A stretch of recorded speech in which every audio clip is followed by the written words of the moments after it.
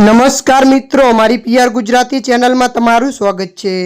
Godhra Dahod highway પર ગમખ્વાર અકસ્માત સર્જાયો છે। આ અકસ્માતમાં બે લોકોના ઘટના સ્થળે મોત થયા છે। આ અકસ્માતમાં મોપેડને કાર ચાલકે અડફેટે લેતા આ અકસ્માત થયો હતો। અકસ્માત થતાની સાથે કાર ચાલક સ્થળ પરથી ફરાર થઈ ગયો હતો। આ અકસ્માતમાં ડામોર સંજયભાઈ અને સમીરભાઈ તાહિરનું મોત થયું છે।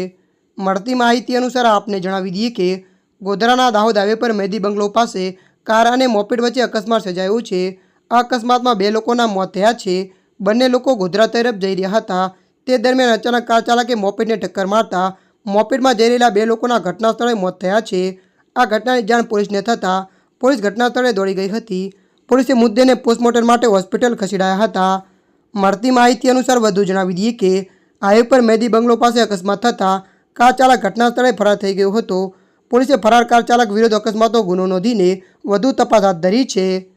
ત્યારે મિત્રો હાલ માટે આટલું। મળીશું નવી અપડેટ સાથે। જો તમને અમારો વિડીયો પસંદ આવે લાઇક શેર અને સબસ્ક્રાઈબ કરી નાખજો। ધન્યવાદ।